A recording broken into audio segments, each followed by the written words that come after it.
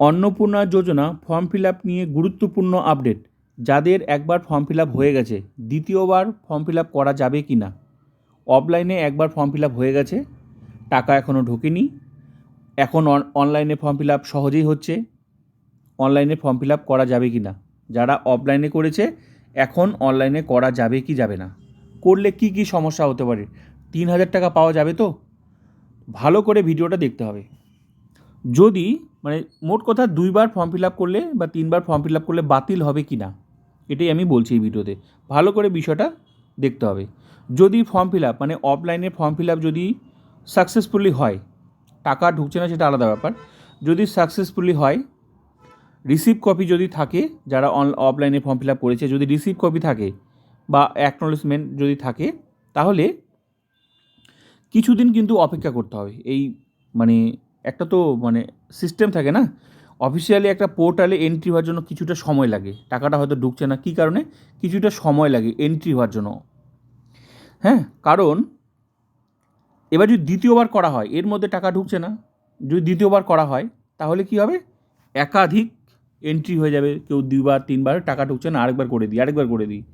তো একাধিক এরকম একই নামে কিন্তু ফর্ম ফিল আপ হয়ে যাবে, এর ফলে ডুপ্লিকেট হয়ে যাবে। তো সেটা কিন্তু ভেরিফিকেশনে কিন্তু সমস্যা হবে, এর ফলে বাদ চলে যেতে পারে। কিন্তু তাহলে কি করা উচিত, টাকা তো ঢুকছে না, অফলাইনে করেও তো টাকা ঢুকছে না, তাহলে কি করা উচিত। যদি সরকার থেকে নোটিশ দেয় যে টাকা ঢুকছে না, আপনি আরেকবার করেন। যেমন 3 তারিখে একটা নোটিশ দিয়েছে, 3 তারিখে যারা করেছিল তাদেরকে আবার ফর্ম ফিল আপ করতে হবে, সেটা আলাদা বিষয়। 3 তারিখেরটা করতে হবে, একটা নোটিশ দিয়েছে, আমি ভিডিও দিয়েছি কিন্তু 3 তারিখে যারা ফর্ম ফিল আপ করেছিল তাদেরকে কিন্তু অনলাইনে আবার ফর্ম ফিল আপ করতে হবে, এটা বলে দিয়েছে। কিন্তু যারা অফলাইনে করেছে তাদেরকে যদি সরকার থেকে নোটিশ বা দপ্তর থেকে যেখানে ফর্ম ফিল আপ করা হয়েছে সেখান থেকে যদি বলে যে আপনি করে দেন, সমস্যা নেই, সমস্যা হয়েছিল আগেরটা, তাহলে করা যেতে পারে, কিন্তু বিনা অনুমতিতে করা উচিত নয়। নাহলে কিন্তু ওই ডুপ্লিকেট বা ভেরিফিকেশান যখন হবে না, সমস্যা হয়ে যাবে, ভেরিফিকেশানে কিন্তু বাতিল হয়ে যেতে পারে।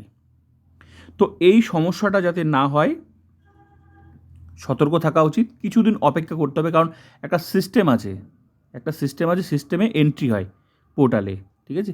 তো অপেক্ষা করতে হবে। তারপরে যদি না অপেক্ষা করবো না, তাহলে কিন্তু নোটিশের অপেক্ষা করতে হবে। সরকারি নোটিশ তো সেভাবে দেয়নি, যদি দিয়ে থাকে অফিসে তাহলে ঠিক আছে, করা যাবে।